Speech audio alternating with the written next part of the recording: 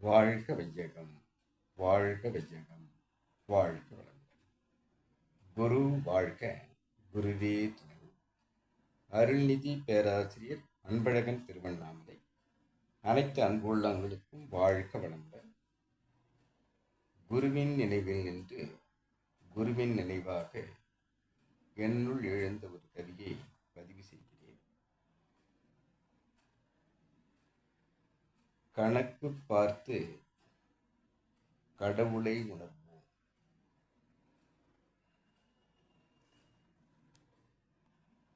மூலன் சொன்ன கணக்கு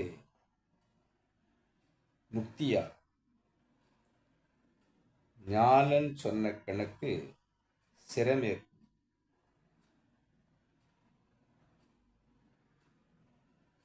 சீலன் நீ சொன்ன கணக்கு ஞானியாக்கும். தேசிகன் சொன்ன கணக்கு சுத்தவெளியாகும். பக்தியில் சொன்ன கணக்கு பதமாக்கும். யோகம் சொன்ன கணக்கு இதமாக்கும். யோகிகள் சொன்ன கணக்கு ஞானம் தரும்.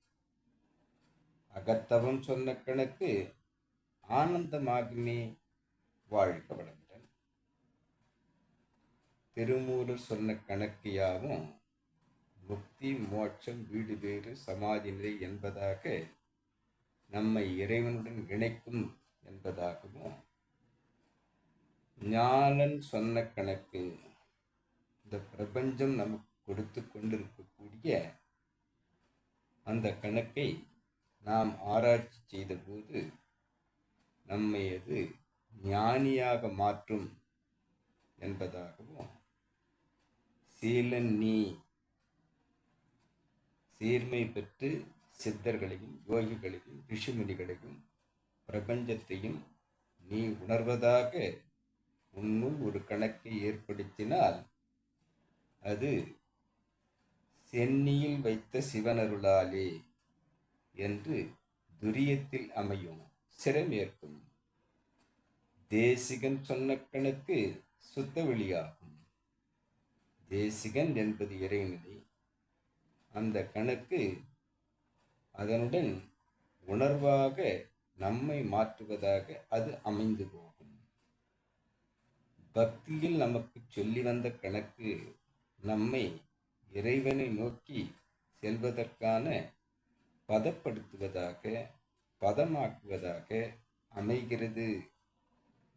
யோகம் சொன்ன கணக்கு நம்மை யோகியாக மாற்றி அனைத்து யோகாசங்களையும் நாம் செய்து நாம் இறைவனை உணர்வதற்காக இந்த உடலையும் உயிரையும் தயார் செய்வது இதமாக்கும். நம்மை இதப்படுத்தி அந்த இதமான உயிர் ரொம்பவும் மேல்நோக்கிய வேகம் கொண்டது. அது இறை நோக்கி பயணிக்கிறது. அந்த இறை நோக்கி பயணத்தை இதமாக்கும். அவ்வாறு யோகம் சொல்லும் கணக்கு யாவும் நம்மை இதமாக்கி இறைவனை நோக்கி பயணிக்க செய்கிறது என்பதாகவும், யோகிகள் சொன்ன கணக்கு ஞானம் தரும்.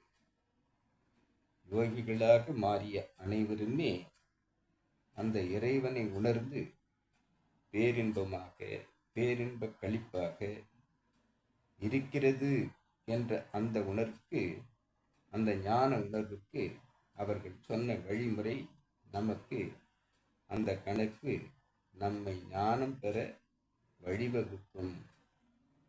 அகத்தவம் சொன்ன கணக்கு குருவை பற்றி கொண்டு அகத்தவத்தில் ஆழ்ந்து செல்லும் போது, நாம் தூய்மை அடையும் போது, அந்த அகத்தவம் ஆழ்மன தியானமாக நமக்கு சித்தியாகும் போது ஆனந்தம், பேரானந்தம் என சத் சித் அனந்தம், சச்சிதானந்தம் என்பதாக, சத் என்பது இருப்பு நிலையான இறைநிலை, சித் என்பது நம்முடைய உயிர்.